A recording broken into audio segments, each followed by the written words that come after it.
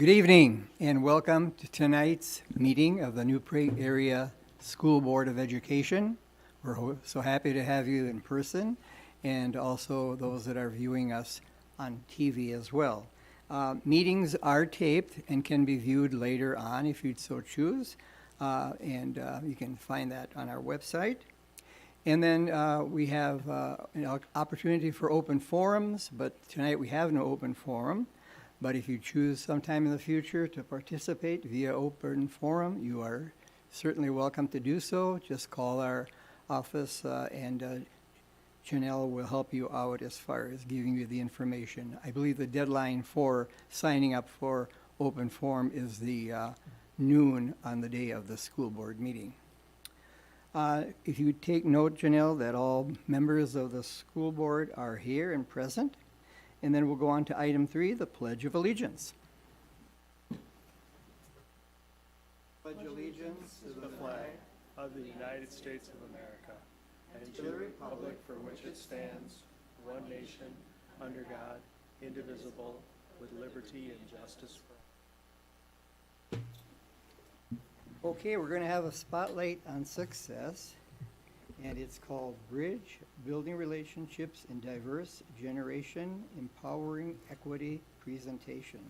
So I'm looking forward to that.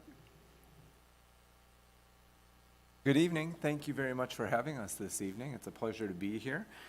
We are pleased to have two of our seniors who just graduated with us, Emma Ackend and Ella Schaembauer, with us tonight to present on their experience with Bridge.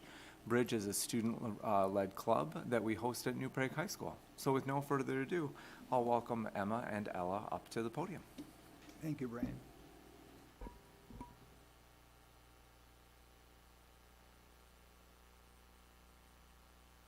Good evening. Hi everyone, I'm Emma Ackend. I'm Ella Schaembauer, and as he said, we both just graduated from the high school, and we were presidents of Bridge Club for the last 2 years. And thank you so much for taking the time today to hear about Bridge. So the club was established in 2018 by Ann Zwaber, who was a student who wanted to make change at the high school. This included starting more inclusive and equitable conversations with students around the school, and therefore starting the school's first culture celebration. After a first successful culture celebration, her and other student leaders decided that they wanted to make more change, and they made Bridge a year-round club. Bridge, as you can see, is an acronym. The BR stands for Building Relationships, or connecting with one another and helping students around the school feel comfortable sharing their own unique stories. The IDG stands for In Diverse Generations, as our club values every different age group in the community, and we work with all age groups, from preschool to high school to senior citizens. And then the E stands for 2 words, Empowering Equity.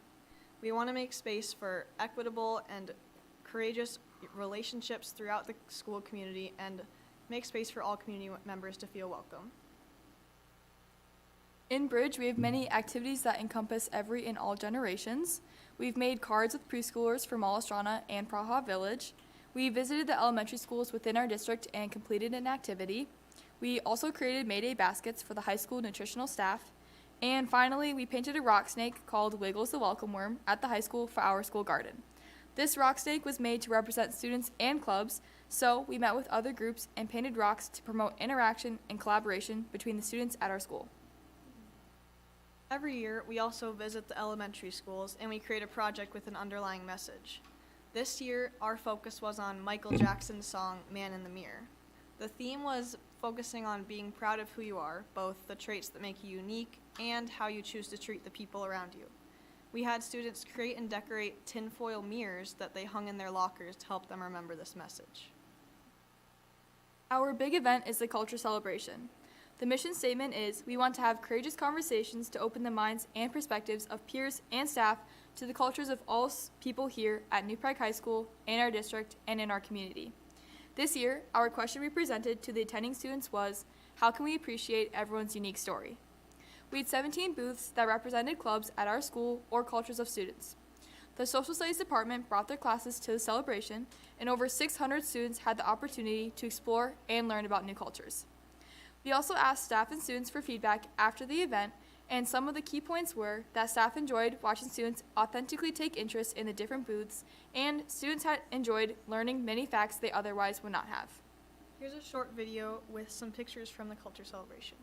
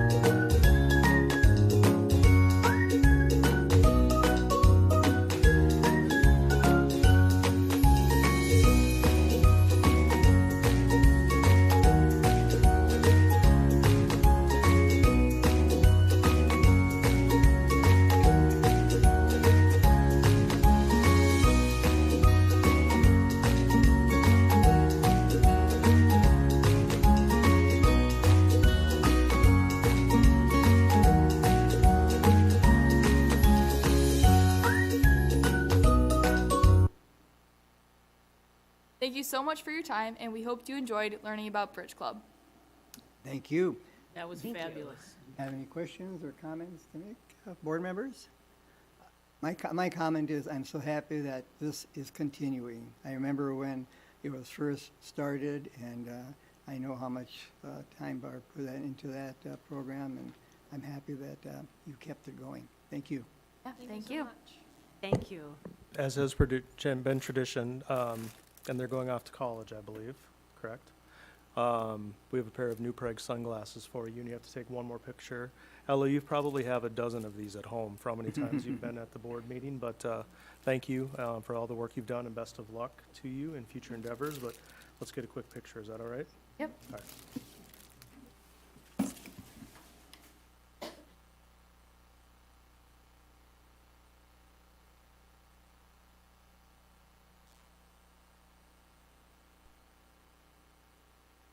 Looks like John's not here.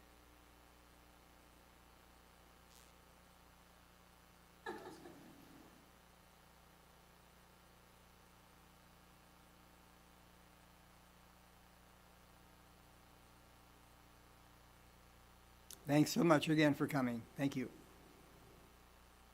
Okay, now we'll go on to item 4.02, Special Services Presentation.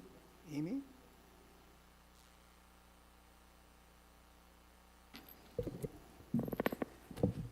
Good evening, everyone. Thanks for having us here tonight.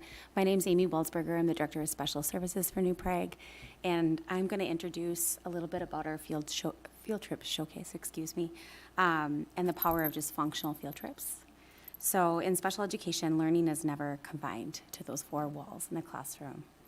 For students receiving special education services from preschool through high school and community-based instruction, and functional field trips serve as that vital bridge between the school and the community. Field trips you hear about are specifically are aligned to generalizing what is in those students' individualized education plans, so those IEPs. They provide structured opportunities for students to practice essential life skills such as emotion regulation, sensory navigation, motor planning, and independent living skills. Developing meaningful experiences requires moving beyond a one-size-fits-all. To ensure every learner can participate fully and safely, community locations must be intentional with identifying based on their ability to meet these specific accommodations for our students. And so I have the privilege to introduce three of our professionals here tonight. I have Amanda Dirks. She's a special education teacher at the high school and one of our special education coordinators. Sam Klein, who's a special education teacher at the middle school, and then Molly Schmidtley, who's a special education teacher at Ravenstream. So I'm going to turn it over to them.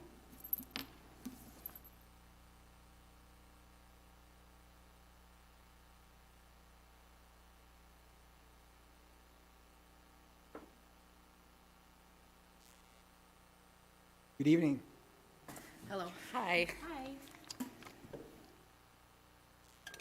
We will start with Ravenstream. We took a trip to We Rock the Spectrum in Egan, and I put together a little video slideshow for you guys to watch. I had a dream so big and loud. I jumped so high, I touched the clouds. Whoa, oh, oh, oh, oh, oh. I stretched my hands out to the sky. We danced with monsters through the night. Whoa, oh, oh, oh, oh, oh. I'm never gonna look back. Whoa, I'm never gonna give it up. No, please don't wake me now.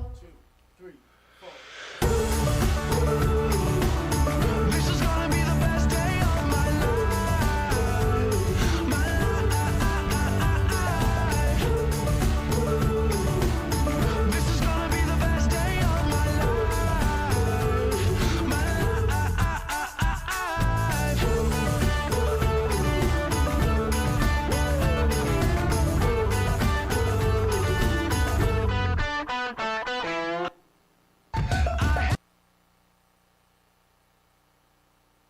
My Our recent field trip to We Rock the Spectrum in Egan provided our students with a specialized, inclusive environment that prioritized their sensory needs and physical engagement. While their grade level peers attended trips to the Children's Theater, the Science Museum, and Target Field, we recognize that those traditional environments, which often include long periods of sitting, large crowds, and rigid schedules, would not have provided an appropriate or meaningful experience for our learners. By choosing a location specifically designed for neurodivergent children, we ensured that our students weren't just attending a trip, but were actually enjoying it. The day was a huge success, filled with therapeutic play and social emotional growth. Students had the freedom to explore the gym's specialized equipment, including sensory-safe swings, zip lines, a trampoline, and a calming room, all within a space where they felt safe to be themselves. As you can see from all the smiles in the video, the students were highly engaged and very happy to be there. We're grateful for the support in providing these tailored experiences that truly honor the unique needs of our special education students. All right, I'm up next. I was at Falcon Ridge for 5 years, and this is my first year at the middle school. So in true fashion, I felt like I had to do something super cool and new. So what better way than field trips, and monthly, by the way. So there's quite a few slides. This was the first one we took. So in October, we went to A Great Day Farm. It's just a indoor-outdoor rec and leisure activity spot for students with disabilities. So the whole outdoor is fenced in. And there's just a ton of opportunities inside and outside for different sensory and music.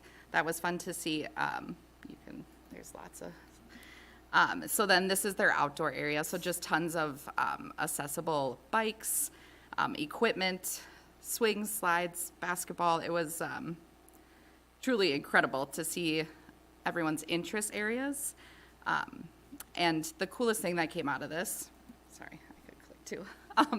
One of our students, his mom's a paraprofessional at Ravenstream Elementary, and she reached out on a Facebook page because of the adapted bikes that were at A Great Day Farm, and they're very expensive, as you can see. So she reached out, and they actually bought a bike for this student, and now they can go for family bike rides for the first time. So that's my student with his brother and then with his dad. So that's their bike that they now own at their home. Okay, in November, we went to Coburn's, but I didn't take any pictures because we've all seen it. Yes, and that was a nice grocery shopping experience. Lots of lessons there. I should have taken a picture at the checkout line because we realized we can't buy Kinder eggs. That was a social skills lesson in its own at the checkout line. But then in December, we went to Cab Theaters, which is just the movie theater in Northfield, Dundas, to watch Zootopia 2, which we learned about in our curriculum as well. This was super fun because all the students brought money for snacks. So we all got to order our snacks and pay. And one person forgot money, so that's a whole thing too in itself. So many lessons that go beyond these photos. And when we were done with this field trip, one parent was like, "Oh my gosh, how did she do?" And we were like, "She loved it." And then she was just saying how nervous she's always been to bring her daughter like to a movie theater, just not knowing how she would do. So that was cool. So a fun family thing that they can continue on. I can click. That's right. In January, we went to the Native American Museum in Shakopee. That was pretty cool. So 2 of the students on my caseload have the Native American background, so that was fun. February, we went to Como Zoo. That was an experience, reading a map, finding animals, finding a lunch spot, then having to move our lunch spot. So many great skills, just all in these.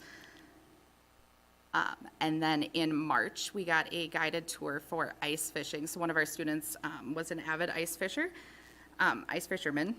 He moved now, but he helped every single person catch a fish. Cedar Lake helped us use kick sleds too, so our 2 wheelchair kiddos could ride out on the ice and catch fish. And then you can actually like attach your fishing pole right to them. So that was pretty cool. So everyone caught a fish. No one fell in.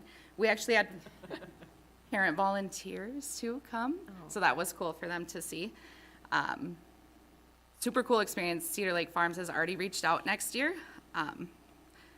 to do an overnight field trip. I know, just the endless possibilities that we could do. We got to ask Amy about that, but we'll ask her later. And then May, we went to Highland Park, formerly Chutes and Ladders. So just a really fun experience to be around lots of kids. There's lots of field trips there. I have one more slide of pictures. So just kind of feel like a tradition. It's the first year, but next year we already have so many great ideas, just so many life skills that you can teach, like going to a restaurant, going to places around town, like the library. We've talked about the fire station, the police station, going to the nursing home, volunteering. So just really looking forward to it. Parents are super appreciative of all the opportunities that were provided this year. Kids love it. And I think it's really fun for staff to see our students out in the community. So I'm at the high school, and I have been in my role this is my 5th year, and this is the first time I've actually taken my students on any type of field trip. Sam has inspired me now to do more. Our life skills case manager, Shelly Thielen, does a lot of these similar sorts of trips. She works with our students in United field trips as well. She couldn't be here tonight, but I know she really enjoys being able to take students on those sorts of field trips where it is true life skills building lessons. But in terms of my social skills building lessons, I have my students 9th through 12th graders all 4 years that they are in the high school and are working on social skills building or executive functioning skills. And so to end our year this year, we decided to go to an escape room. And so some of our units that we worked on were things like communication, basic interactions, emotional regulation, and then perspective taking. And I felt like an escape room was a really good place to kind of encompass all of those things. And it allowed us to do that in smaller groups because of how big our class is. Cato Escape Rooms did a really great job of accommodating our large group and of providing 2 separate escape rooms for us, which really allowed me to be able to tailor the escape rooms to their interests. So there was one that was a Cursed Hollow escape room, kind of like a Dungeons and Dragons sort of escape room. And then there was also one that was a saloon.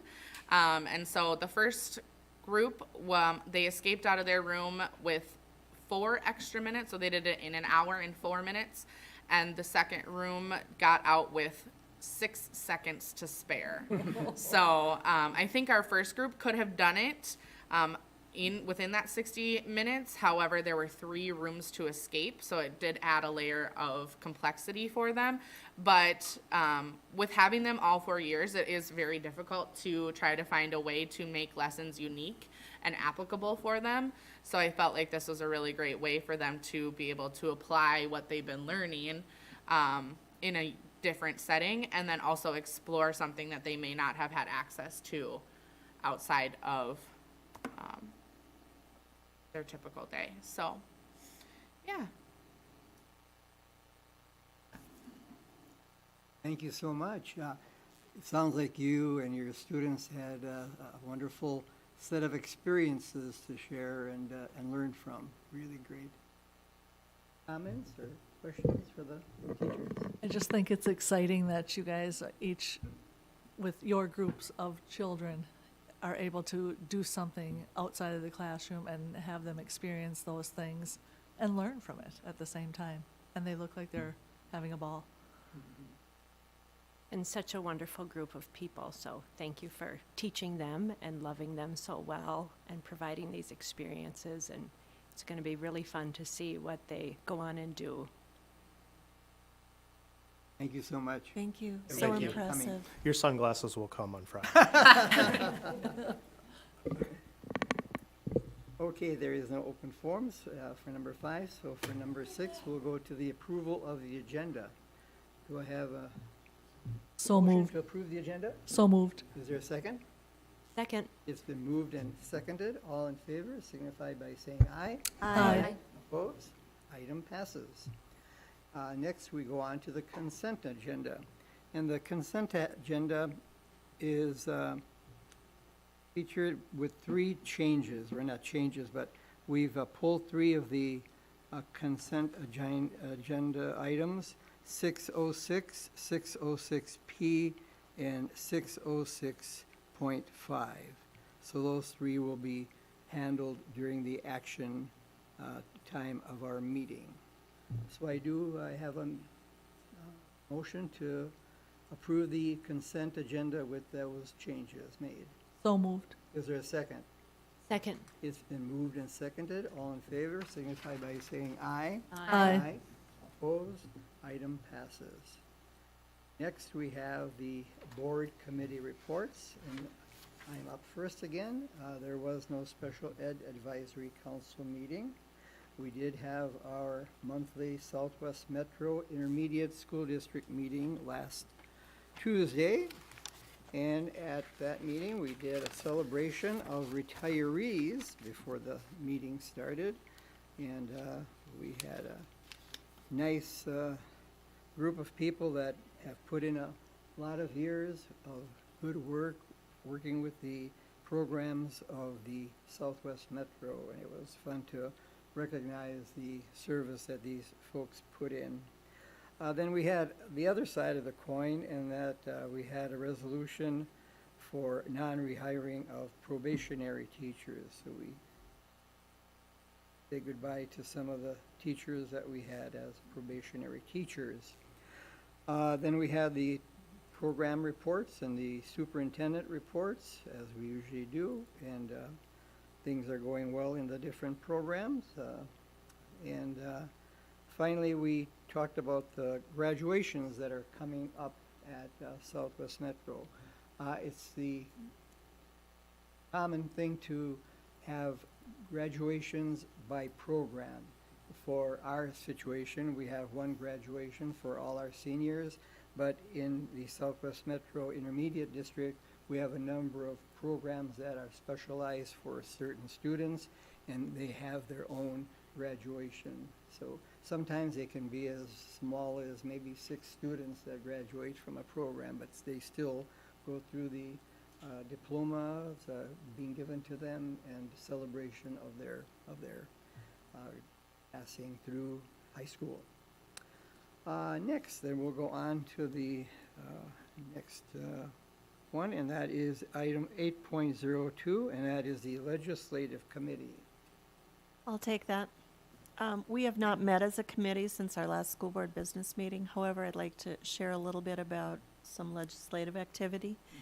The Minnesota legislature adjourned on Sunday, May 17th, and there are a few things that passed of which we as a board probably should be aware.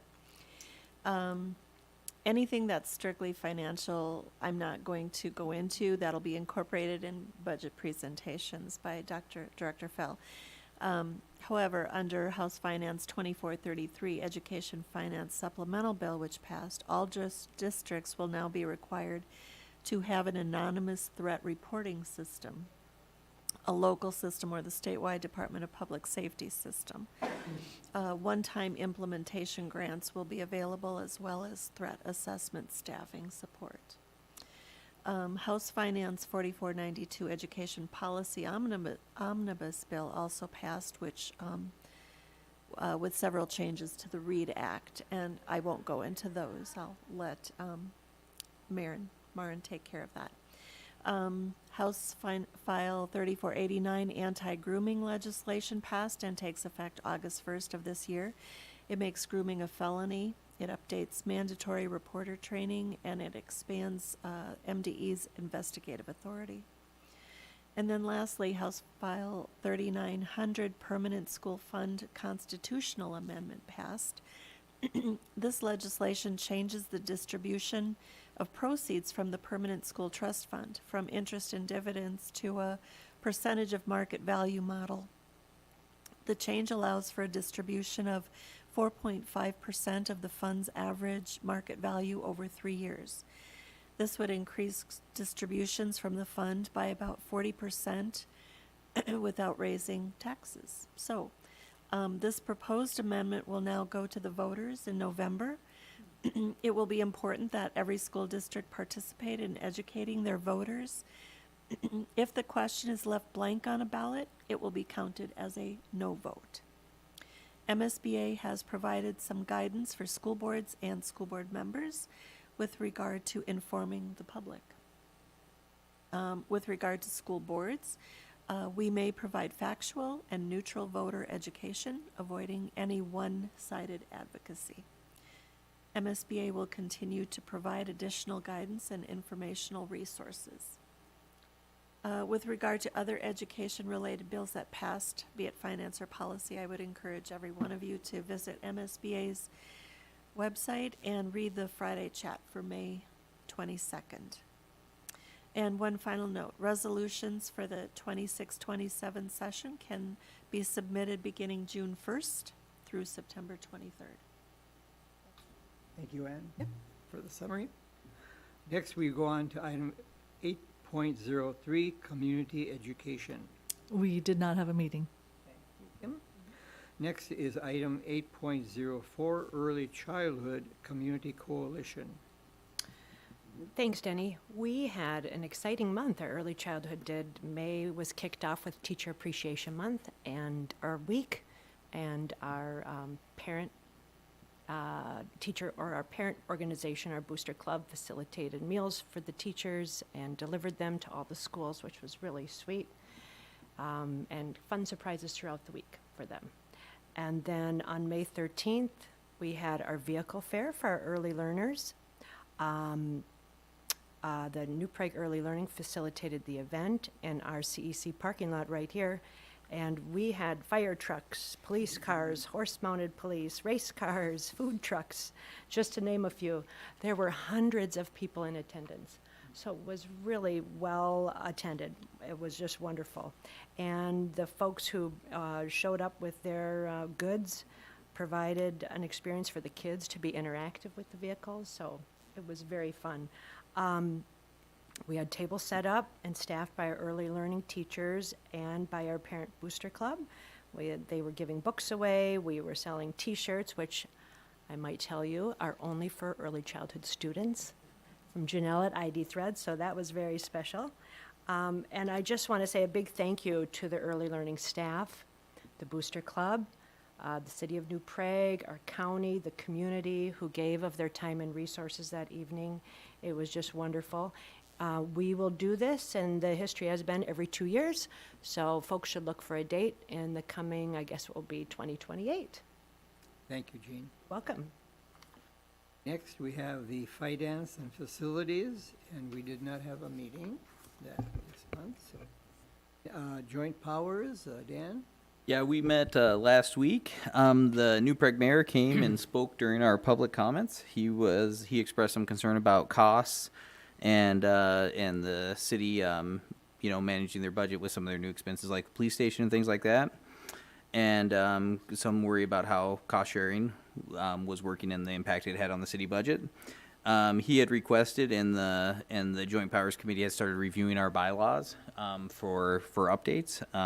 We're not fully sure the extent of that review, and so it has been passed on to the administration in the school district to start figuring out what we would be looking at from a bylaw review.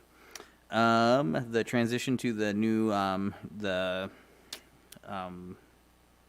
Red Cross swimming certification program is going well, and so they're getting their swim instructors and all the lifeguards certified, so that is going well. We reviewed our capital plan, and so in the community facilities task force, there was some large expenditures associated with the pool and things like that. Upon further review, it does not look like those expenses are going to come to fruition in the size that were listed there, so that was good to see that expected capital expenses are lower than that previous forecast had. And then our revenue has gone up about $14,000, but our expenses have gone up $82,000. So we are not making great progress on cutting that deficit. But that's kind of the notes for the meeting. Thank you, Dan. Next, would you like to give us a little update on how we're coming along with the structure for the equity committee? Yeah, I would say that there's been nothing new since this group talked, other than we've decided to move the equity work to that of the staff and student support services after 2 discussions at the board meeting. And so that work will continue with part of our site-based leadership teams at each site, knowing that we will want to find a way to give this group regular updates as to the work of not just the student and staff supports, but what our teaching and learning group is working on as well. And so that work continues. I don't think there's been anything different that has happened since our last discussion. Thank you, Andy.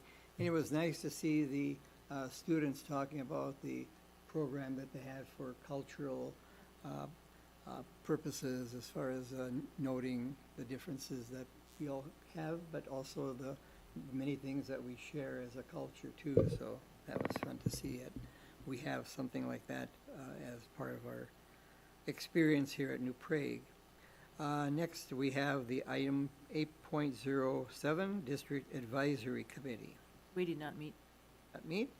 And finally, 8.08, New Prague Area Education Foundation. Jean.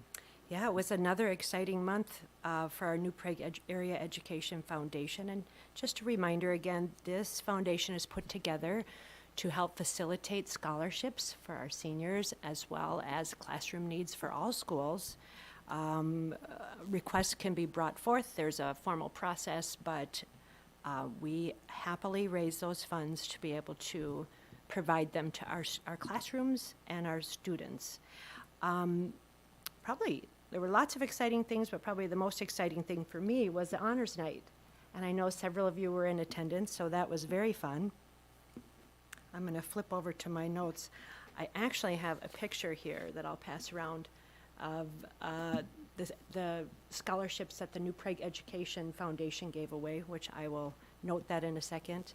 And then our chair, Cheryl Kotek, was on one end of the picture, and then Mr. Boothie was on the other picture, on the other end, so it was just wonderful.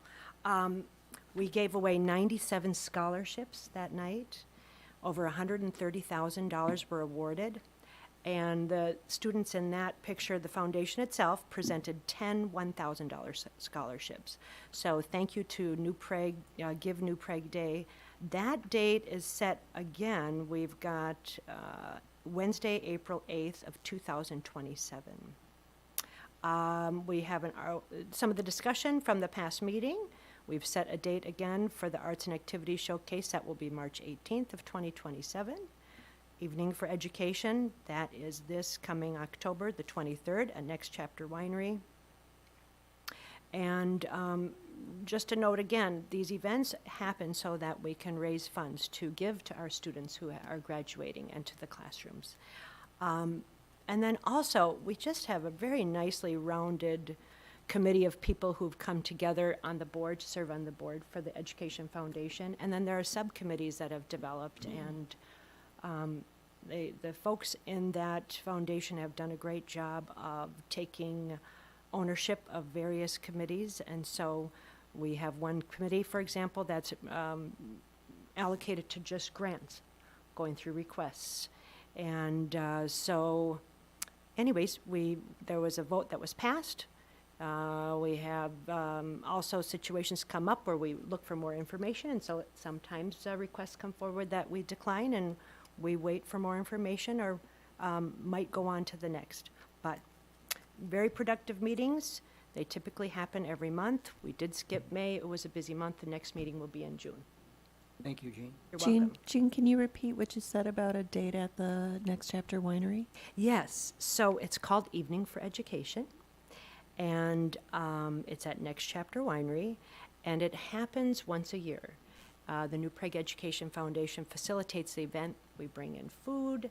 There's opportunities for people to win things, silent auction. It's really, really enjoyable, and all the funds that are raised at that go for our students and the classrooms. You don't have a date for the. Oh, next- yeah, sorry. Yes, October 23rd. you. You're welcome, Ann. Well, next, we go on to item 9.01, and that's good news and gratitude update from. Yes, thank you. Honors Night was a great success. Our spring sports are moving into their section play or wrapping up their season. I think our softball team is in Austin as we speak. Baseball tomorrow, track, all these different things that are taking place. I'm pleased to announce that Mike Schmidt has been hired as our next Director of Activities. Mike will come to us from the Randolph Public Schools, where he currently serves as both the high school principal and activities director. Prior to being an administrator, Mike spent 11 years as an elementary teacher in Randolph, and he holds degrees from St. Mary's as well as the University of Wisconsin-Platteville. It's our last week of school, and it's hot. I just want you to know that it's hot. What we say, 91 tomorrow.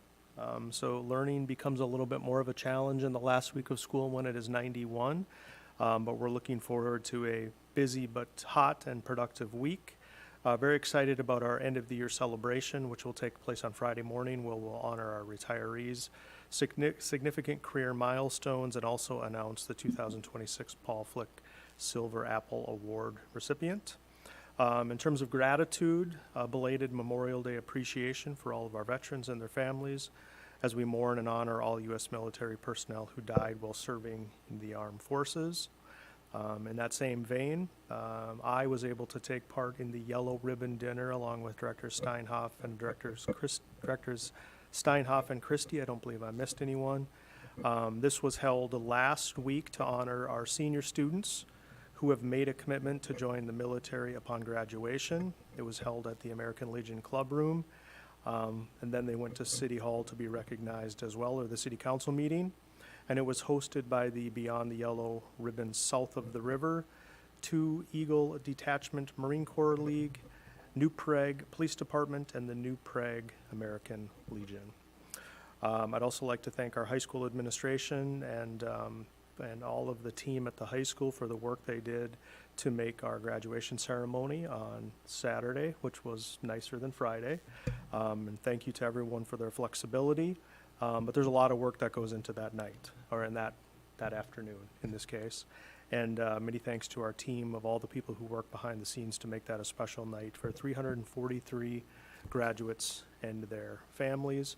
And then finally, as we're in our last week of school, I just want to make sure that I express my gratitude and thankfulness for all of our staff, for all the work that they've done throughout this past academic year. This is a busy, busy, busy time, right?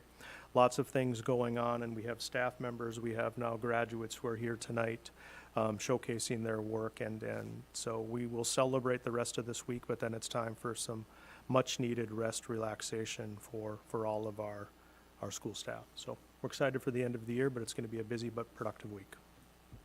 Thank you, Andy. And thank you to fellow board members for being there, for handing out the diplomas. Kind of the highlight of the year, isn't it? To see all those kids get their diplomas, and we're so proud of them and wish them all the best, that's for sure. Okay, next we'll go on to item 10.01, which will be the first reading of the 2027 budget. Brian, thank you. Good evening. Tonight I'm going to present our first reading of our fiscal year 27 budget. And we'll come back again next month for a second reading. Some notes. Fiscal year 2027 is the first year that funds from the operating levy passed in November of 2025 will be part of our budget. That will increase our levy revenue by $1,924,662. It's also the first year of realizing the savings from the early retirement incentive offered in the spring of 2026, savings of $358,559. It will also contain cost containment savings for a 1.0 teacher FTE and 2.0 FTE paras at the elementary level due to decreased enrollment projected for next year.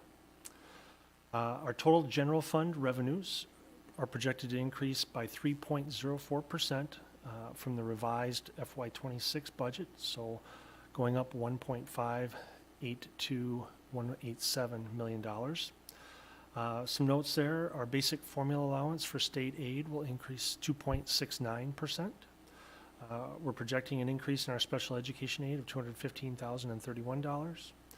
Our compensatory revenue, we've talked about that in the past.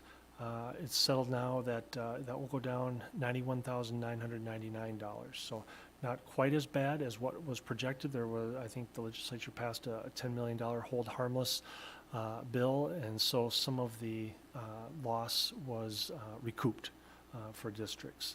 And then the overall state aid is going to decrease just shy of $400,000 due to declining enrollment there.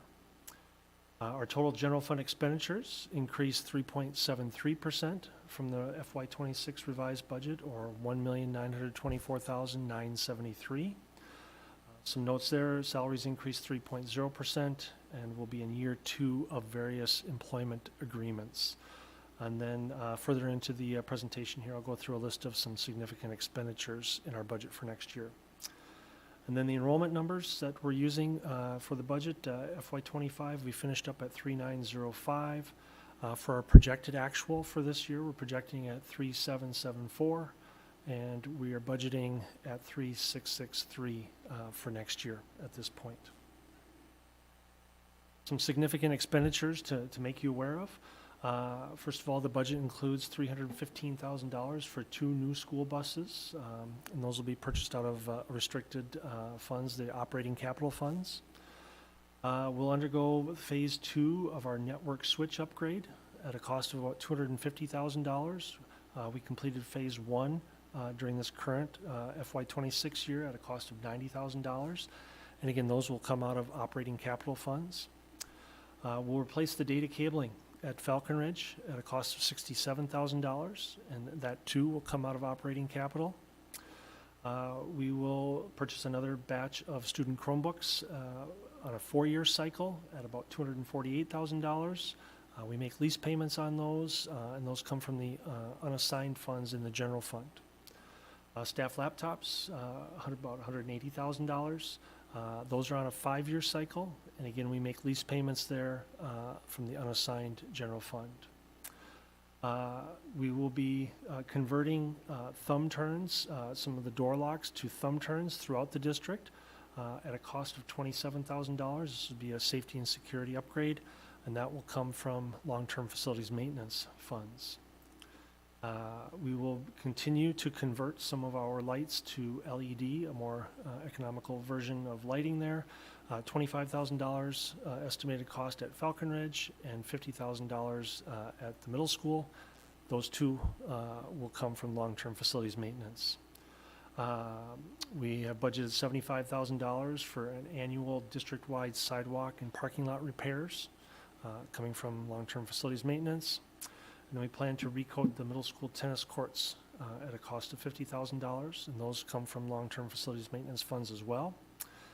And as has been approved, we are purchasing a new reading curriculum for grades K through 5. We've spent about $70,000 on it so far in the fiscal year 26, with a remainder of about $191,993 in FY27. Those funds will come from literacy incentive aid, READ Act literacy aid, and operating capital. This is a screenshot of part of the packet that was presented or shared along with the presentation here. Draw your attention to the upper right-hand corner there. Our audited unassigned fund balance at the end of FY25 is 14.59%. Right now, we're projecting FY26, the current year, to come in at 15.37%. And right now, we're projecting FY27 to come in at 15.33% for the unassigned fund balance there. Taking a look then at the revenues, you can see here we've got our FY26 revised budget in green, our projected actual in yellow, and then preliminary budget for FY27 in purple there. And then over on the far right-hand side would be the percent of total. You can see 80% of our our funding comes through state aid, 1.81% federal aid, property taxes at 14.86%, and then local revenues like fees, interest, etc., coming in at 3.27% there.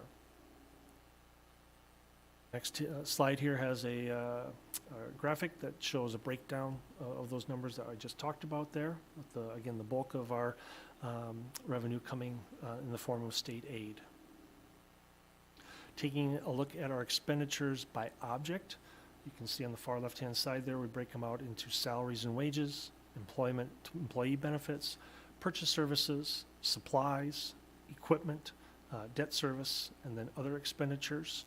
And you can see again the green shows the revised budget for fiscal year 26, the yellow shows the projected actual for FY26, and then the purple shows the preliminary budget for next year.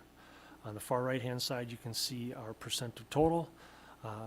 As has been the past, it has been in the past 82% of our expenditures are in the form of salaries and benefits, 10% for purchase services. Supplies come in at 3.7%, equipment at 3.05%, debt service, a very small expenditure that is a general fund expense at 0.004%, and then other expenditures coming in at 0.67%. Graphical representation of those numbers that I just shared with you in the table on the previous slide there. And taking a look at our expenditures by program, breaking it out into site administration at 2.92%, district administration at 1.02%, support services at 3.82%, regular instruction at 42.45%, extracurricular activities at 3.6%, vocational instruction at 2.07%, special education at 18.68%, school readiness or school readiness plus, or now called voluntary pre-K, VPK, at 0.75%, instructional support at 6.38%, pupil support services at 8.57%, facilities at 9%, and then other financing uses at 0.74%. Some notes for looking ahead. We'll come back at the June 22nd meeting with a second reading of the general fund budget. And then I'll also present the food service, the 02 fund, the community services, the 04 fund, and then the debt service, the 07 fund budgets as well. And we'll have our long-term facilities maintenance 10-year plan as part of resolutions to approve our facilities maintenance plan moving forward as well. Questions? Would you just talk through the process of determining the cost containment and where that occurs throughout the district and how that process works? Sure. So we work, it's really a team approach. Tony Boothie and Maren Baller will work along with Samantha McDonald on projecting our enrollment numbers for next year. We work in close conjunction with each of the 3 elementary principals to project their numbers. A lot of the building secretaries are making phone calls to prospective students, families for next year to get as good a grasp as we can on what the numbers are going to be. And then we fit those into our class size parameters. And we look at our staffing, comparing our current year numbers to our projected numbers for next year, and then the total number of sections. And so then the elementary principals, Maren and Tony, all kind of come to a consensus on that, and then bring that to Dr. Volmuth and myself, and then we, all work together and sign off on the plan then, so. Those class size kind of bands that we talked through, those are similar to what we talked about during the I'm sorry, referendum. Miss, I'm just having a hard time hearing you. Oh, yeah, the class size bands, like the low number to high number for each one, that's similar to what we discussed during the referendum. Correct, yes, Yeah. yep. Perfect. And my other one was on school buses. Last year we purchased 3, I believe. This year we're gonna budget for 2. And then I had asked you kind of what that looked like long-term. And that's kind of the trajectory each year as they hit that 15-year mark. So just pointing out that even with that cost, us doing the busing internally and the staff that it takes to do that is still significantly cheaper than contracts with third parties. And so we see that number there and, you know, it's like, oh, but it really, in totality, we're saving the district funds. Thank you. And I would add, we also believe that we can provide better customer service than a third-party vendor who doesn't have that attachment to the district. So, yes, thank you for that, though. Thank you, Brian. Brian? Next, we go on to item 10.02 and the first reading of policies. Okay. First read for May. Policy 203, operation of the school board governing rules. The purpose of this policy is to provide governing rules for the conduct of meetings of the school board. This is a legislative policy. Questions, concerns? Anne? None. Kim? No. Jenny? None. Carrie? Mine is just clarifying which Robert's Rules of Order we operate from. I think the policy says the most current. There's like a small board version and there's a large board version. There's a couple different options that are out there. Clarify that so we're all playing from the same playbook. Okay. Anything else? Jean? Good. Dan? None for me. Policy 203.1, School Board Procedures, Rules of Order. Purpose of this policy is to provide specific rules of order to conduct meetings of the school board. This is also legislative. Concerns, questions, Dan? No. No. No. No. None. Policy 203.2, Order of the Regular School Board Meeting. The purpose of this policy is to ensure consistency in the order of business at regular school board meetings. This is again legislative.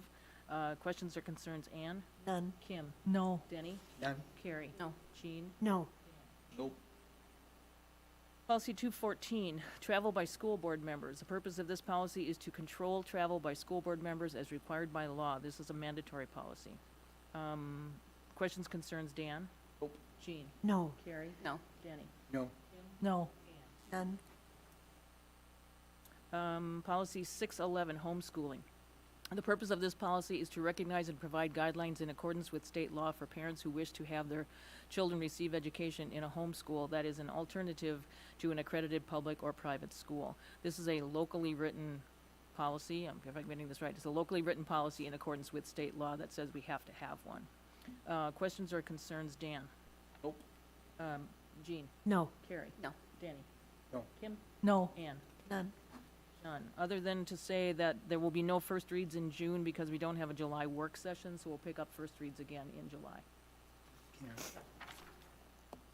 Next, we go on to item 11.01, approval of the 2027 MIST renewal.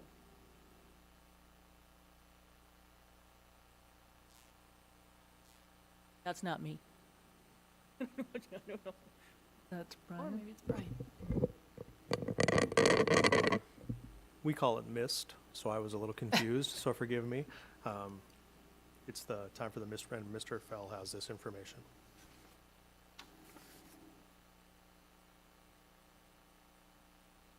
So our property insurance, our liability insurance is through what's called the Minnesota Insurance Scholastic Trust.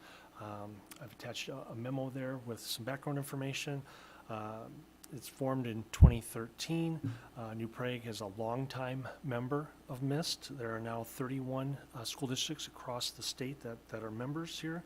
Some benefits: MIST will not drop members and is able to secure comprehensive cyber insurance. The pool continues to operate in a strong and favorable financial position. MIST members still do not have to pay wind and hail deductibles. We received our renewal for our insurance with a total increase of 4.86%. Our fixed costs decreased $22,574.56, or 5.82%. Our variable costs increased $52,783, or 22.57%. Some high recent claims contributed to that, including the Ravenstream roof there.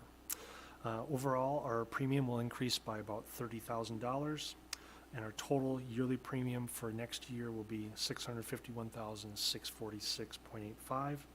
And just as a historical perspective there, I listed some past increases there. Last year was a tremendous, outstanding year with just a 0.1% increase, and you can see there were some other increases there. Mainly attributable to the valuation of what was insured going up more so than the actual rates. And so we're a longtime member of MIST and feel good about the policy and all the benefits of being a member with. Thank you, Brian. Has been a very good program for 13 years for our district. It's been effective cost-wise, and so do I have a motion to approve the renewal of the MIST program? So moved. Is there a second? Second. It's been moved and seconded. Any questions or comments? All in favor signify by saying aye. Aye. Opposed? Hearing none, item passes. Next, we have item 11.02, resolution for Dan to read. Be it resolved by the School Board of District Number 721, State of Minnesota as follows, that the School Board of Southwest Metro Intermediate School District Number 288 has approved a long-term facility maintenance program budget for its facilities for fiscal year 2028 in the amount of $190,140. The various components of the program budget are attached in Exhibit A, and then pursuant to that subsection, we'll get a share of that based upon a formula. Is there a motion? So moved. Second? Any discussion? All right, we'll call the question. Karen? Yes. Ann? Yes. Kim? Yes. Dennis? Yes. Carrie? Yes. Jean? Yes. Dan? Yes. Motion carries. Next, we have item 11.03, resolution approving Southwest Metro School District's Safe School. Be it resolved. Go ahead. Be it resolved by the School Board of District Number 721, State of Minnesota as follows, that the School Board of Southwest Metro Intermediate School District Number 288 has approved a safe school program for fiscal year 2028 in the amount of $211,157. The various components of the program budget include costs for the school resource officer safety equipment and non-instructional technology hardware, and the proportionate share of the cost will be split out between the participating districts. Is there a motion? I'll make the motion to approve. Second. Any discussion? All right, we'll call the question. Karen? Yes. Ann? Yes. Kim? Yes. Dennis? Yes. Carrie? Yes. Jean? Yes. Dan? Yes. Motion carries. Next, we have 11.04, resolution establishing dates for filing affidavits of candidacy. Therefore, be it resolved by the School Board of Independent School District Number 721, New Prague Area Schools, State of Minnesota as follows. The period for filing affidavits of candidacy for the office of school board member of the Independent School District Number 721 shall begin Tuesday, July 14th, 2026, and shall close Tuesday, July 28th, 2026. An affidavit of candidacy must be filed in the office of the school district clerk, and a $2 filing fee paid prior to 5:00 p.m. on Tuesday, July 28th, 2026. Is there a motion? I'll make a So motion to moved. approve. Second. Any discussion? We'll call the question. Karen? Yes. Ann? Yes. Kim? Yes. Dennis? Yes. Carrie? Yes. Jean? Yes. Dan? Yes. Motion carries. Next, we have item 11.05, resolution to accept a donation from Northland Forest Products Incorporated. Whereas the New Prague Area School Board of Education has established a policy concerning the acceptance of gifts to the school district, and whereas Northland Forest Products Incorporated wishes to donate a Bamboo Lab P1S 3D printer, including warranty and accessories valued at approximately $2,000 to the middle school. Their motion. So moved. Second. Any discussion? Call the question. Karen? Yes. Ann? Yes. Kim? Yes. Dennis? Yes. Carrie? Yes. Jean? Yes. Dan? Yes. The motion carries. Next, we go on to 11.06, resolution to accept a donation from the Duck Cup Memorial. Whereas the New Prague Area School Board of Education has established a policy concerning the acceptance of gifts to the school district, and whereas the Duck Cup Memorial wishes to donate $2,500 to the middle school to fund the children's mental health awareness event. Is there a motion? So moved. Second. Any discussion? Call the question. Karen? Yes. Ann? Yes. Kim? Yes. Dennis? Yes. Carrie? Yes. Jean? Yes. Dan? Yes. Motion carries. Next, we have item 11.07, resolution to accept a donation from Eagle View Parent Teacher Organization. Whereas the New Prague Area School Board of Education has established a policy concerning the acceptance of gifts to the school district, and whereas the Eagle View PTO wishes to donate $2,143.66 to reimburse the district for 3D printers purchased for the use in the Creative Commons. Their motion? Moved. Second. Any discussion? We'll call the question. Karen? Yes. Ann? Yes. Kim? Yes. Dennis? Yes. Carrie? Yes. Jean? Yes. Dan? Yes. Motion carries. Next, we have resolution number 11.08 to accept a donation from the Art to Remember. Whereas the New Prague Area School Board of Education has established a policy concerning the acceptance of gifts to the school district, and whereas Arts to Remember Incorporated wishes to donate $1,034 to the Falcon Ridge Art Program for materials and projects. Is there a motion? So moved. Second. Any discussion? Yeah, I have on this one. So Arts to Remember is a for-profit company, and the way that these funds are earned is by students doing artwork and then sending to a company who produces, maybe it's keychains or whatever it might be, to sell to parents. And so this is kind of a fundraising component of that you can get back to the school. So my question is whether that really constitutes a donation, which is more like no strings attached, versus a fundraising effort, and would be a part of kind of that fundraising report that we're starting to do in July.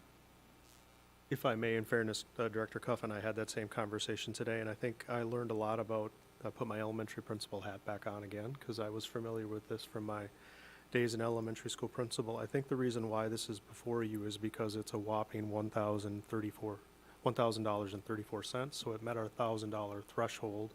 But then the question becomes, is this a donation or is it a fundraiser? And we have it as a donation back. I think, and Director Cuff and I talked today, I need to get a little smarter on this. All of our elementary schools are using Art to Remember or a version of this. Many schools are. I have that detail here. To me, it's a question of, again, is it a donation or a fundraiser? So regardless, we will do some more research. You can instruct me to, you can take a vote, you can table it, and I can give you more information. But I think it's risen to the level of the board because it's above $1,000, right? But this is something that's been going on for some time. And where it belongs, I think I personally need a little bit more time to vet that out. So I would say to the board, it's really up to you. Do you vote on it and have us do research, or do you table us and we will continue to do research? So that's, I kind of think, the summary of the conversation we had today. Can I ask a question? Does the board Please approve don't all ask a lot of fundraisers? questions about this because I'm learning as we speak, When but you were I'll in do my elementary best. school, Andy, It was a while ago, yeah. the board approve all fundraisers? Well, we've added that, I forget what policy, I'm looking at my partner here. About the policy where we had not been bringing to the board that annual fundraising report. So it was a question of Director Cuffin, jump in, please. Does it belong there, or is it here because it's a donation, right? And I think that's a little bit up for interpretation. I thought it was a donation. I think in fairness, Director Cuff talked about fundraiser. I don't know if we've settled that. I think we would then, if it would be recorded one spot or the other. That's where we're trying to get a little smarter, if you will, about where that would belong. Is that fair? Do you want to say anything else? Yeah. So I think it's really up to you. We're going to research it a little bit more regardless. I don't think it hinders us if we table this. I don't think it hurts you to vote on it and act on it as we get smarter, because it could be duplicate. It could be in that other spot too. It's really up to the will of the board. Okay. And we've had a motion, right? You've had a motion and a second, as A I second. remember. Yeah. Okay. Call the question, Ken? I did not. I would be interested in what people think. If Okay, they're, well, we can do that after we have a motion. We can discuss after. well, don't we have the motion in the We have second? the Already motion. there. Sir, Then yeah, we're in the procedure. discussion right now. We do have the motion and the second. Now Oh, we're we in do already. discussion. Oh, I'm Yes, sorry. yes. I forgot. Okay. You know, and so to me, if they're legally obligated to give us that money based upon the fundraising done, then I don't think it's a donation, and I think it definitely belongs in fundraisers. And if they're not legally obligated, you know, then I would consider a donation is kind of how I would categorize those. I agree, and I think it should be tabled. Sure. So it sounds like there's some consensus for that. So would there be a modified motion to table? I'll ask, why don't you ask for the motion? Is there a motion to table? I would make a motion to table. I'll second it. And do I have to do a voice vote per person on this one, or can I vote by the? All right, all in favor of tabling, say aye. Aye. Aye. Those opposed? It is tabled. Can I just ask a few clarifying questions, because I want to make sure that I do this research? Really, the question comes down to donation or fundraiser. Is that correct? That's the heart of the matter. And then it would be a question of whether it belongs in an action item like this or on that fundraising report that we plan to bring to you June, July. I don't remember when we have it. Probably after June or July, because the school year won't be over by then. So that's really the two questions I'm digging into, correct? Yeah, because Okay. with those, I mean, to build on that, is that two separate kind of buckets of money? To where the fundraising one, there's an account set up, I believe, just for fundraising that we track, or a part of the general fund. And then if it's just a donation, does it go into some general pool that anybody can use? Versus, I believe fundraisers have to be used for what they were raised for. I'm not, can you ask that question again? Because that's, Sure. So it's kind of how the money is treated for a fundraiser versus a donation. Within the general fund, there is an area for fundraising, and that's what you're going to be reporting on in July now. And those funds, I believe, are earmarked for what they're fundraised for. Correct? Okay. Brian's nodding his head, yes. Whereas donations probably go into kind of overall General, fund, yes. general fund. That could be used then for something else they weren't intended for. In other words, do they have to be dedicated to a certain job or in this organization? particular case, are they restricted funds? Are they dedicated to art supplies at the elementary school level, or is it going to a general account? Yeah, Yeah, okay. just sorting that out. I can answer that question now. I think they were intended to always go back to fund art supplies in our elementary school classrooms. I don't think they were ever intended to go into some general fund that we would use for something else. Again, I think the main question, as I'm hearing, is donation or fundraiser. But I think to your question, they would always be used the intent was for art supplies at the elementary level. And it says that in the resolution, Yeah. the donation goes to the specific, Yeah. that's what they want it for, that's their wish, so I would assume that's what we would do. Yeah, there are a couple of Please. different companies out there, a couple different vendors, if you will. So I will do our best to try to understand it from the Art to Remember perspective and bring that information back to you for our next meeting. What was the first motion? Do we need to close? What was the question? Do we need to close the first motion? Doesn't tabling, I would think tabling does I think that. table. Overrides what we Yeah. just did. I would agree. Okay, next we go on to item 11.09, and that is item 606, textbooks and instructional materials policy.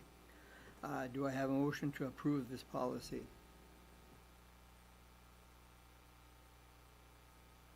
I'll make a motion to approve item 606. Second. Been moved and seconded. Are there any questions or comments or discussion items? If not, So one of the items I didn't see that was one of the open requests is there's some removal in this policy of requirements for the quality types and topics in the curriculum, and there's really no concrete guidelines as to what teachers should be select. You know, and so, for example, we had that curriculum challenge on the school book on Pride Puppy, and it was deemed okay to be in the library since it wasn't forced curriculum in the classroom.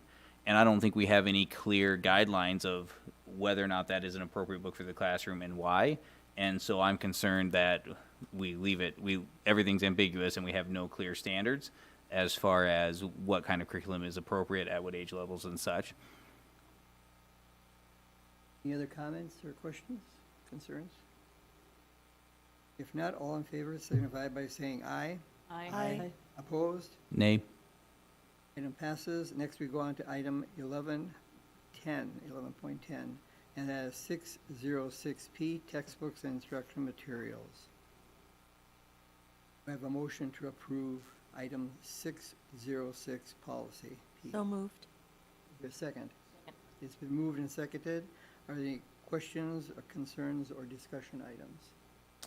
And so in 606P, it is my understanding that this would prohibit a teacher who's assigned a curriculum the ability to use the appeals process. Is that a correct understanding of the policy? From what I heard during the policy committee discussion, the teachers have their own internal kind of escalation path if there's something they don't want to teach in their classroom. And I was told that that is why teachers were left out of the interested person definition. Does that appeals process end up at the board, or is it entirely administrative? Don't have the answer to that. I think at this point, that would be entirely administrative. It would be a what, Andy? Administrative, if that were to happen. Other questions, comments, or concerns? All in favor of, Section Okay. 3C5 calls for a private committee vote.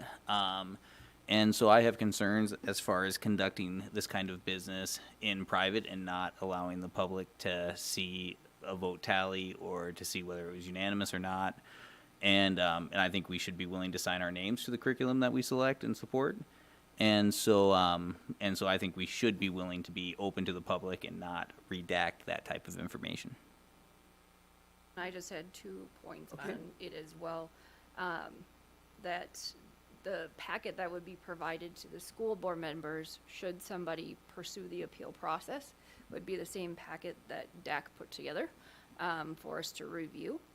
And then if we receive that and the appeal process goes forward, none of this removes the school board's right to pursue further investigation into it. We always have that right per statute 123B09 subdivision 8 in statute 13451 subdivision 3.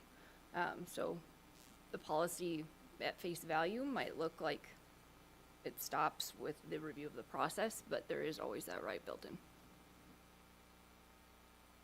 other comments, questions, or concerns? And I've got one last. Sure. And so in the end as well, we give ourselves super long timelines of 60 days or more.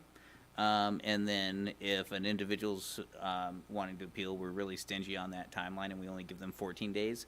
Is there any reason why we cannot be more generous to the public who is also busy, who also has jobs and kids and things like that, to give them a little bit more time to learn the appeals process, determine whether or not they want to participate in it and things like that. If it's going to take us who are paid to do it, two groups of 60, shouldn't we give them a little bit more than a mere 14 days? I have a question for the policy committee. Did you cover the timeline at all? Did you talk about it? Policy.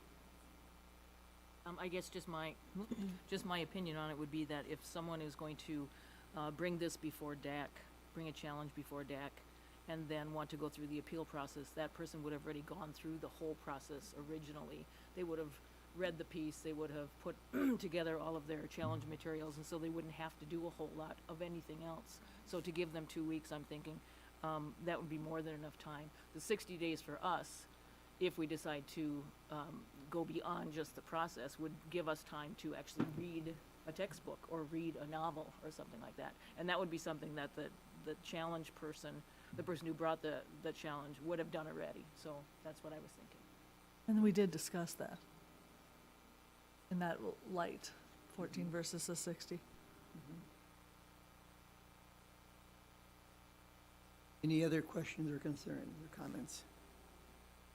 If not, all in favor of approving policy 606P, indicate by saying aye. Aye. Opposed? Nay. Item passes. And finally, item 11.11, and that is policy 606.5, library materials. We have a motion to approve this policy. So moved. Second. It's been moved and seconded. Are there comments, questions, or concerns about this policy? So this one has the same defect as the others. There's really no clear standards of upfront of saying what we would expect the staff to be selecting in the types of materials.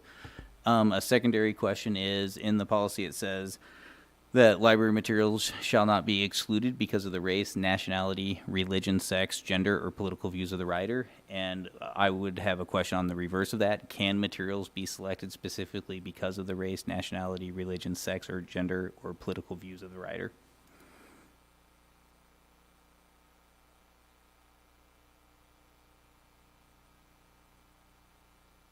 I'll take a stab at that. I think that would go back to what I'm not remembering the exact terminology, but it's here, and I looked at it earlier today, what the library media center guide is for how they go about selecting those books. So that I would defer that question back to the professionals to decide if that's something that they felt was appropriate for their collection. So if I understand that answer, if the library staff thinks it's okay and to select it based upon the race, nationality, religion, sex, or gender, or political views of the writer, it would be allowable to accept it, to choose something specifically because of those items, but not to reject because of those items. Is that a fair statement? Yeah, no, I can't say that. I would say that they would look at multiple factors and multiple reasons as to why to select the text, not one reason to say we're going to select this or not. So I'm trying to get to the question of, is there a prohibition to select because of? And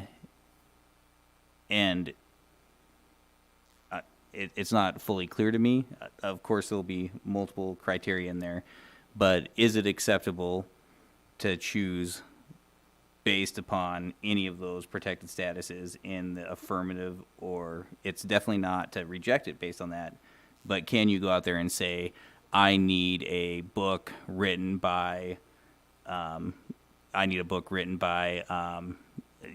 of the LGBTQ community, and if the author is that, I can go out and pursue a book based upon the authorship in that manner. Again, I don't know if I'm going to be able to answer your question in the level of detail you want. I think the staff who select the books and curate the collection are looking at multiple factors, not one sole factor as to why to purchase or why to deny a book. So you would say that they cannot use that as a specific criteria? I would say they would go back to whatever the library center media guide is and what they have developed. Again, it's referenced in the policy to be their baseline or their rubric about what they select. Mm-hmm. So not clear either way, for sure. I can't say it's not clear. I don't have it in front of me. So I would defer back to the professionals who are curating the collection to make those decisions based on what they deem to be appropriate at the different grade level, at the different school. So we would have no standard from the school board that would determine that and guideline that. So if they found that to be appropriate, part of their rubric and guidelines, this policy would not prohibit it.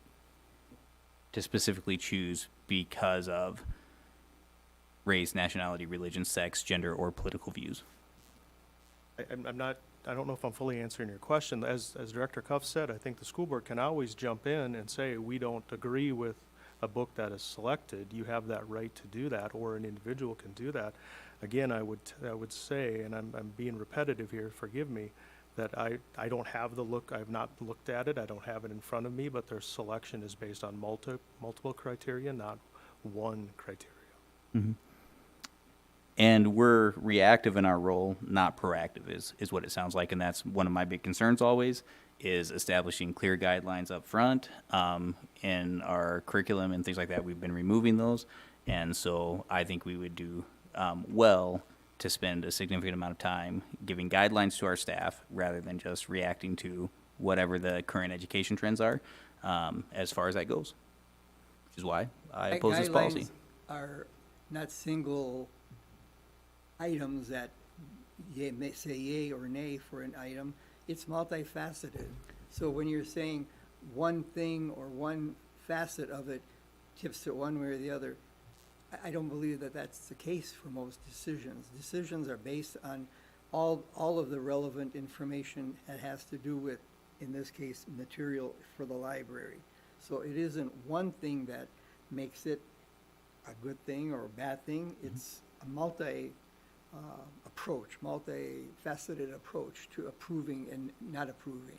It's just not what you're.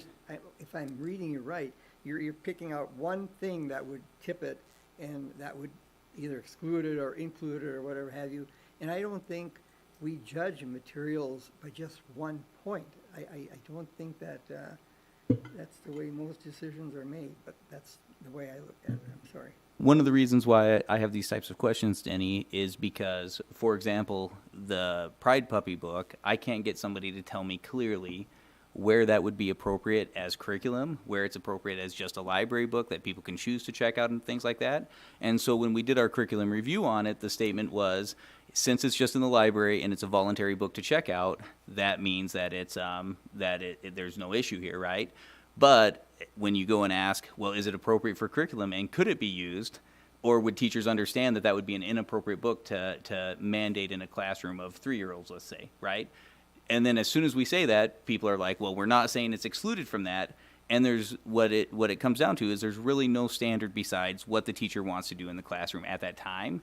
And then reactive, if people complain, we'll think about it and look at it. And I think that's the exact wrong way to go about it. I think we should be proactive and give guidelines of what our parents can expect in our classrooms, what they can expect as part of our curriculum, and what we want our teachers to be selecting and learning, rather than leaving it up to everybody's personal preferences based upon very diverse moral standards and what is considered by different groups of people as educational value and things like that. And so we're providing no guidelines, and therefore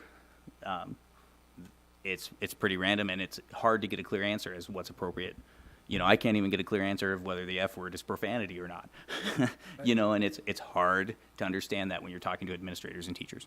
But the guidelines that you're saying would happen from a board are not guaranteed to be unified. They could be a split decision. So whose decision would you go by then? You know, if you say, well, it's up to the board, well, then you have a board that can't agree, unilaterally on it.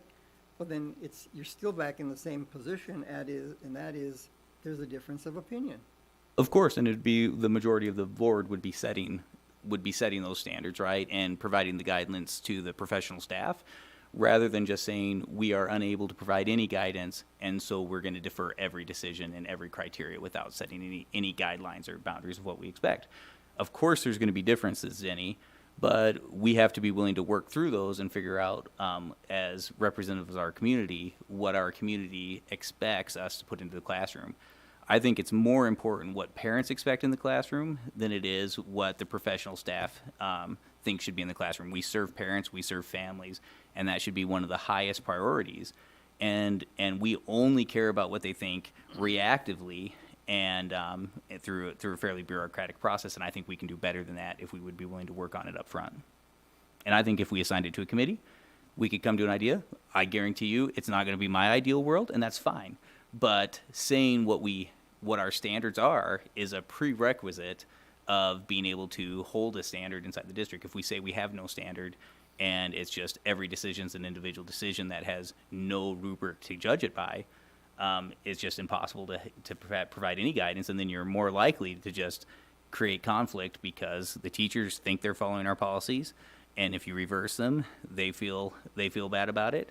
Parents have expectations, and we're not meeting them in some cases, and we're unwilling to clearly say that you shouldn't have that expectation here, and so we leave it all in the gray, and we should at least be willing to say, this is our curriculum, we support this type of curriculum, and this is why we think it's so important.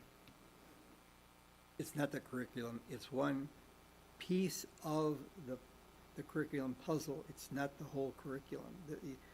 When you use the word curriculum, you're throwing in there a lot of other factors besides one set of material or one material that you would include in that curriculum. So again, I think you're using a broad brush stroke to try to paint it all with one word, and it isn't that one word. It's not the curriculum. It's one item that's used in that curriculum. Going over. It's an example of a piece of curriculum, Denny, but we can look at all the different examples, and that's what I'm always told. Here's an example, here's an example. Well, that's just one little piece, right? Well, when you pull enough pieces, right, that starts to paint a picture of what the curriculum is. And we can't even say really very clearly what our curriculum standards are because it's an almost meaningless standard of whatever the professional staff who makes the decision thinks it is. And so we're not giving any kind of guidance of what we think that curriculum should be. And I think that's a problem. And we have some new curriculums coming out with some of the state laws, and we're going to leave it open without any guidance. And depending upon what that goes, we'll either get curriculum that meets what our parents expect us to bring into the district or doesn't. And I think we should be proactive on that rather than just letting it happen to us. I'm confused currently Sure thing. because we're talking curriculum. This is about library Materials. Yeah, and in here, Used with the one of the curriculum. things that is stated, and I don't think I'm the professional to pick the books out of the library. I can have my opinion, I can have my personal opinion, I can have a professional opinion if I have one on something. But the library media specialist shall consult sources and specialists experienced in library materials, collections appropriate for the building students, and that are reputable, experienced, unbiased, and professionally trained in school library materials. So they're trained to be able to do this type of a job. Who is unbiased in library materials?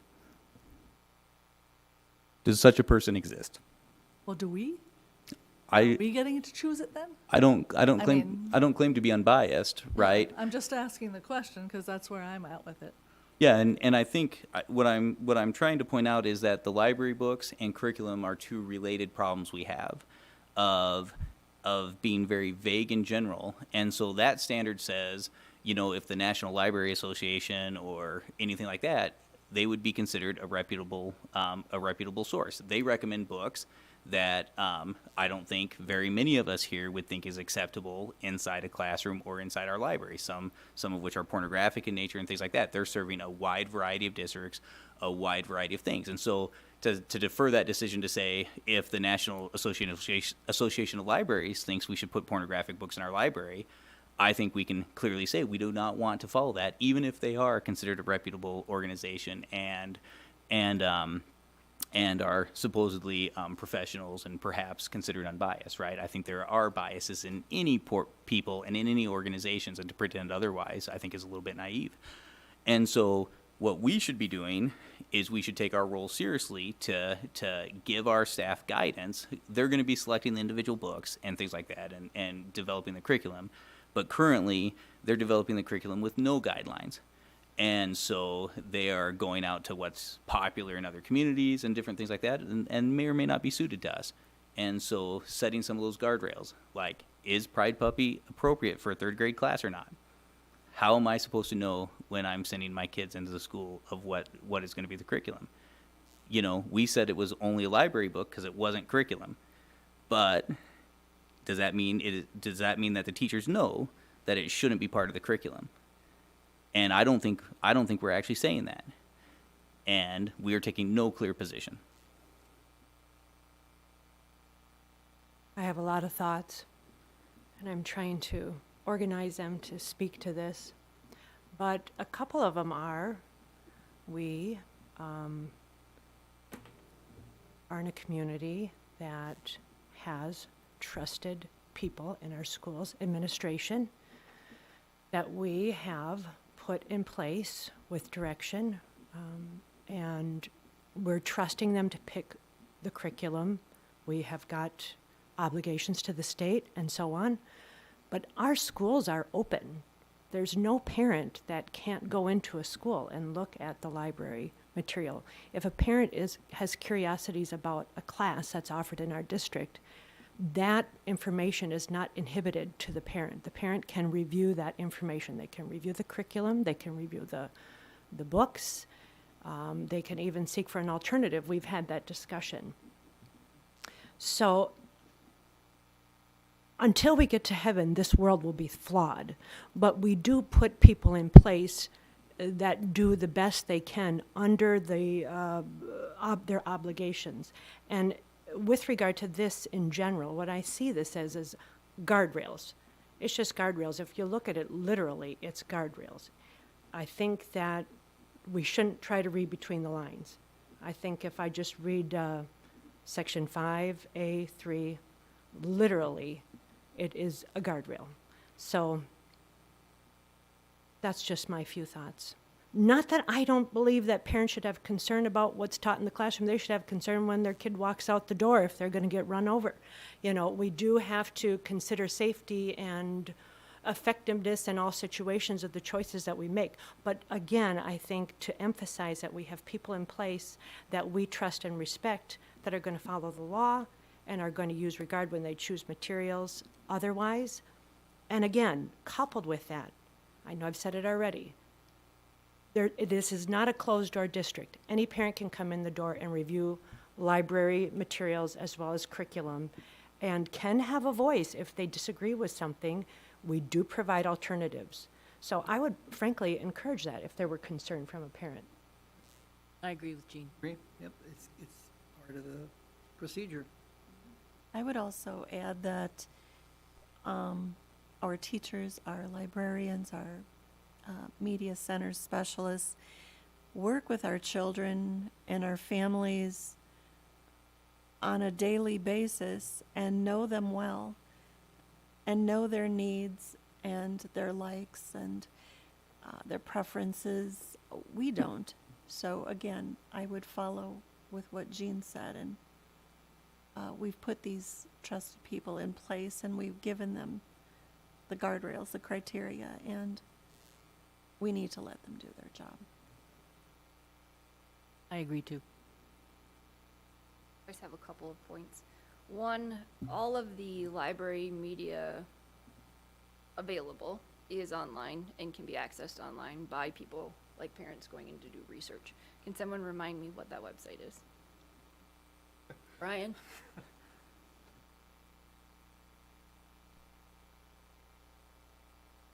And what is the general, website called? Starts with an A, I think. Okay. So, Just say, so that everyone hears, because I don't know what they'll be able to hear, they would go to the media center portion of each school's website. I don't remember the exact term, forgive me. can't remember it either. But in there you can search keywords, you can search themes, you can search a lot of things. So I want to just have that out there for a parental resource that can be accessed. The second piece of this is we removed a sentence that said represent differing viewpoints on controversial issues. That was kind of in our old guidelines, I would say. And that kind of got replaced with the sentence Dan used that says, in the end, views of the writer. So it shifted it from wanting us to include viewpoints on controversial issues to just the views of the writer. So I just want to point that out, and there really is in Minnesota State Statute 134.51 provides the protected rights of access to library materials, and it is expressly prohibited for banning books based solely on viewpoint, message, ideas, opinions. And I just want to clarify on that that's all.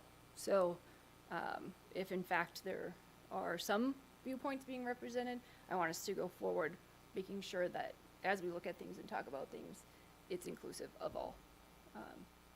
Statute calls for them. And again, open doors. You know, we've got open doors for parents to review, and that's really good. That sets This up is why we safety. have people in place with the experience. That was my point of saying what I said out of the policy. The training, They the know education. what they're doing. If they don't know what they're doing, I guess then you as a parent need to go in and question if that's your opinion. But And as we go to viewpoints, I bet if we go into our library, we can find books that talk about the benefits of transgender choices. I would be shocked if we have books that talk about the dangers of it, right? And so, and the lifelong consequences of whether it's the surgeries and different things like that.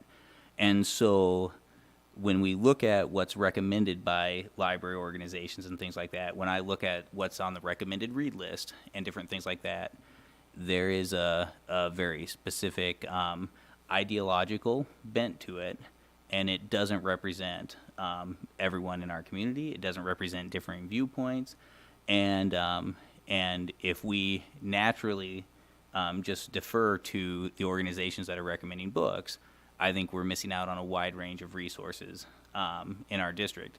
You know, we had, I tried to donate some books about controversial issues so that they were available in our libraries. Our library said we didn't want these types of viewpoints as we adopt books. And so to pretend that that we're actually providing books that are representative of a wide basis and curriculum that's representative of a wide basis of viewpoints, I think we're being a little bit dishonest with ourselves, and I think we can do better. And I'm under no illusions that our libraries are going to be filled with what I would consider the best reading list for a Western education, and that's fine. But currently we don't have any standards from the board of saying these are the things that we think our kids should know, and we defer that always to others. And I think it's a huge mistake and a dereliction of our duty. But that's all I got today. Okay. Any other questions or comments? All in favor of policy 606.5, library materials, signify by saying aye. Aye. Opposed? Nay. Item passes 6-1. Next, adjournment. Do I have a motion to adjourn the meeting? so moved. Is there a second? Second. It's been moved and seconded. All in favor, signify by saying aye. Aye. Aye. Opposed? Item passes. Thank you, everyone.